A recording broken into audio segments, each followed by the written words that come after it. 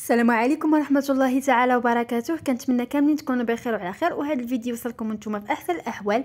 بالنسبه للفيديو ديال اليوم فغادي نتكلموا فيه على لازيميسين او لازيتروميسين اللي كتعتبر ماده او مضاد حيوي ممكن نستخدمه في علاج مجموعه من العدوى البكتيريه، مثلا في الالتهاب ديال الجهاز التنفسي، بحيث هاد الماده ديال لازيتروميسين كتساعدنا او كتقضي لنا على النمو ديال هذيك البكتيريا داخل الجسم ديالنا. بالنسبه للحاله اللي ممكن نستعملوا فيها ازيميسين، يمكننا نستعملوها في التهاب ديال الجهاز التنفسي، مثلا التهاب ديال الشعب الهوائيه، التهاب ديال الرئه، التهاب ديال الحلق، التهاب ديال اللوزتين. كيف ما نقدروا نستعملوها ايضا حتى في التهاب الاذن، مثلا التهاب ديال الاذن الوسطى، مثلا التهاب الجلد وبعض الجروح يعني والتقيحات، التهاب الجهاز التناسلي، مثلا التهاب ديال عنق الرحم او بعض العدوى التناسليه. كيف ما نقدروا نستعملوها حتى في الحاله الا كنا متصابين بالكحبه، يعني ديك الكحبه اللي كتكون عامره او لا بين قوسين كتكون فيها تنخيمه، يعني كناخذوا لازيتروميسين باش كتحاول انها تنظف لنا الصدر ديالنا من هذاك البلغم. غير هو لابد تعرفوا واحد النقطه، باللي لازيتروميسين ممنوع على بعض الناس في بعض الحالات،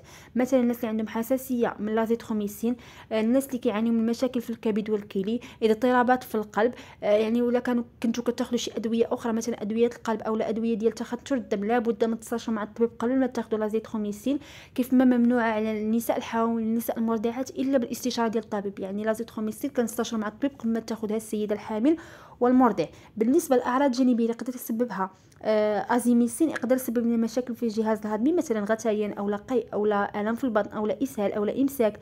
غير هو بالنسبه للاسهال واحد النقطه مهمه، ان جميع لي زونتيبيوتيك كيسببوا الاسهال، يعني هذه حاجه عاديه. غير هو الا شفتوا مثلا ديك الحاله متفاقمه او يعني كثيره، ديك الساعه غتستشيروا مع الطبيب باش يعطيكم يعني شنو غادي ديروا في ديك الحاله. مثلا الا كان الاسهال كثير غادي تاخذوا ادويه ديال الاسهال، اما الا كان قليل راه المده ديال لازيتروميسين هي 3 ايام، راه من مورا ما غادي تكملوا المده ديال العلاج راه غادي تمشي لكم، غيمشي داك الاسهال باذن الله.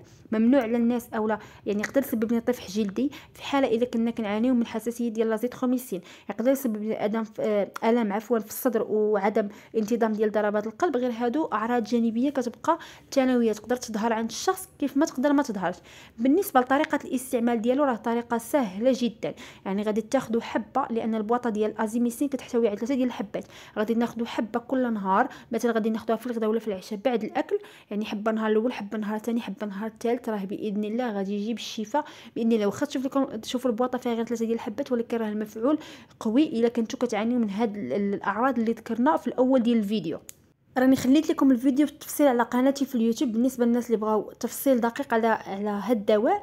كنتمنى انكم تدخلوا تما وتشجعوني ايضا. خلوا لي في التعليق شنو الدواء اللي تبغيو تعرفوا عليه اكثر. خليتكم في امان الله، والسلام عليكم.